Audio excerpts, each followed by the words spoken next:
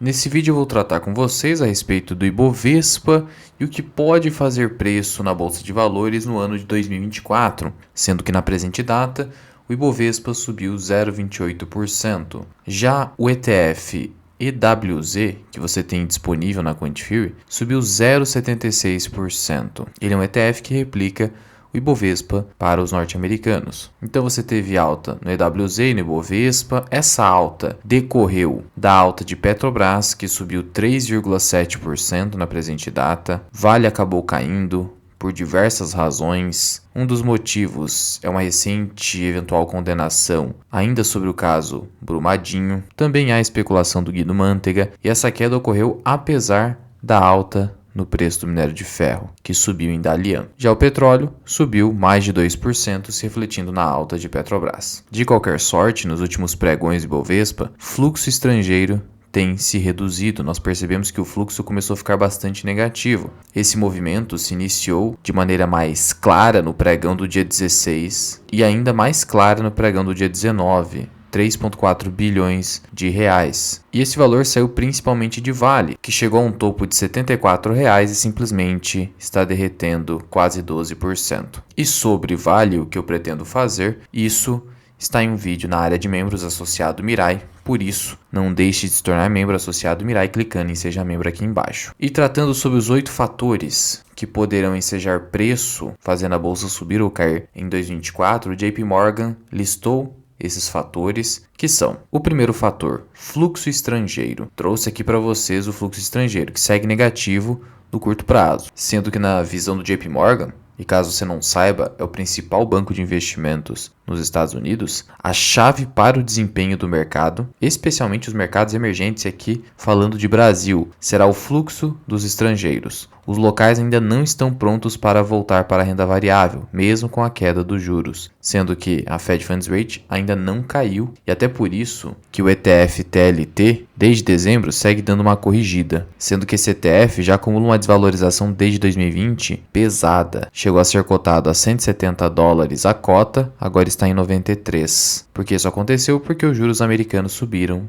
de maneira acelerada. E a expectativa do mercado é que esses juros comecem a cair novamente, por isso já houve esse repique e por isso que eu tenho posição no TLT, visando ganhos com marcação a mercado. Esse é um ETF que tem no seu portfólio títulos de longo prazo do governo norte-americano. Por isso, ele pode reagir muito mais, tanto para baixo quanto para cima, em termos de movimento de juros naquele país. E segundo o JP Morgan, o que pode fazer com que a bolsa brasileira não suba tão aceleradamente é o fato de que os juros reais aqui estão em 6%. E mesmo recuando para 5% ou 4,5%, juro real é quando você desconta a inflação. Então mesmo que chegue a 4,5%, isso pode ser ainda uma rentabilidade atrativa para o investidor de renda fixa de títulos públicos brasileiros. E ainda o JP Morgan lembra que há uma queda no apetite do investidor pela China, a tal ponto que a queda nas ações chinesas fizeram o governo proibir fundos de investimento de operarem vendidos em ações chinesas. Então,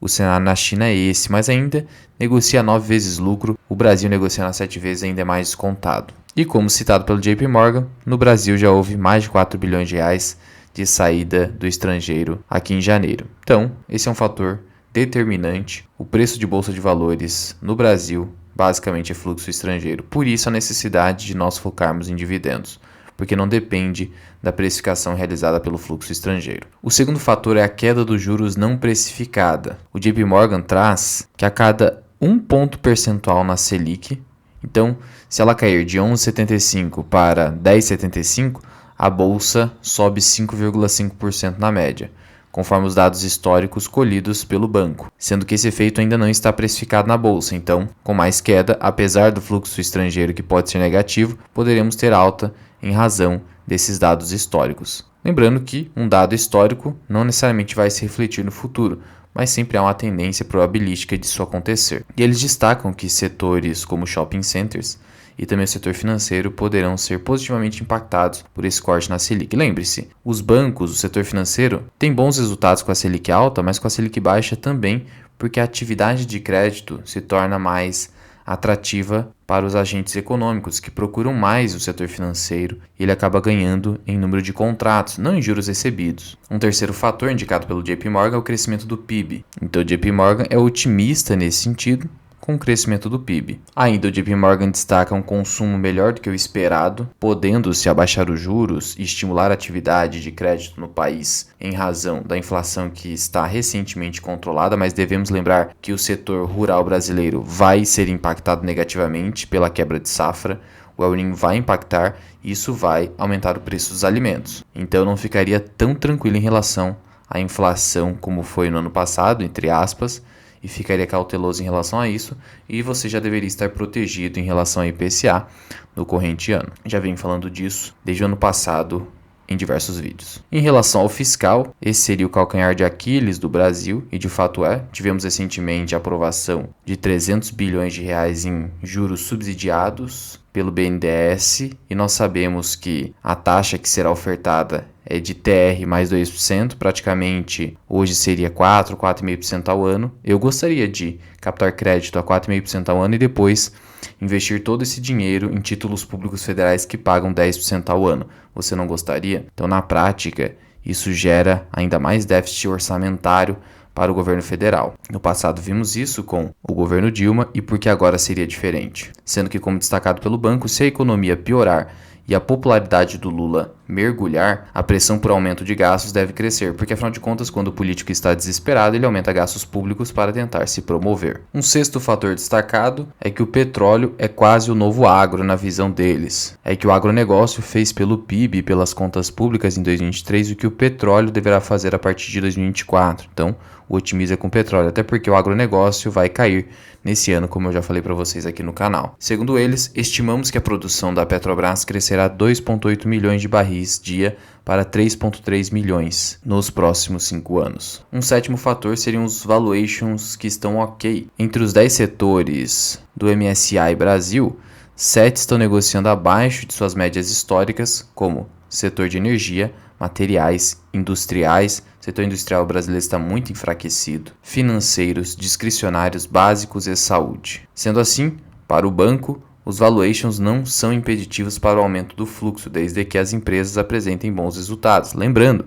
que o índice preço-lucro, ele tem o preço como numerador e o lucro como denominador. Então, se o lucro das empresas, bons resultados, aumenta, esse índice cai e o valuation se torna mais atrativo, atraindo fluxo estrangeiro. E por fim, um oitavo fator destacado é o quebra-cabeça dos resultados. O consenso do mercado está apontando para um aumento de 4% nos lucros em 2024. É um aumento pequeno, mas seria melhor do que a queda de 2 dígitos do ano passado. E por que é uma alta pequena apesar da queda no ano passado? Porque o JP Morgan destaca que se espera alta de 17% em mercados emergentes ao redor do mundo. Por outro lado, o que destaca o JP Morgan é que, nas 2 últimas temporadas de resultado, os números vieram melhor que o esperado pelo mercado, melhor que o consenso, só que não houve revisão de estimativa. Sendo assim, poderia o mercado ter que revisar esse aumento de 4% para uma aproximação maior dos 17%. Isso ainda é incerto. Sendo que, na visão de JP Morgan, as companhias brasileiras devem apresentar alavancagem operacional com redução dos custos, juros mais baixos,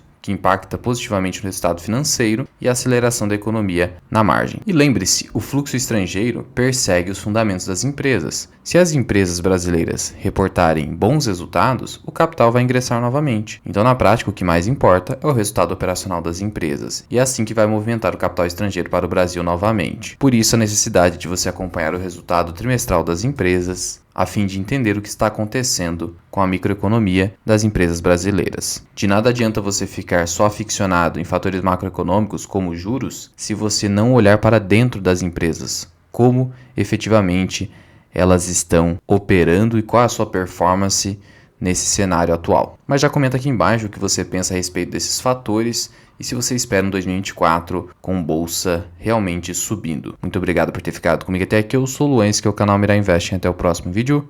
Fui!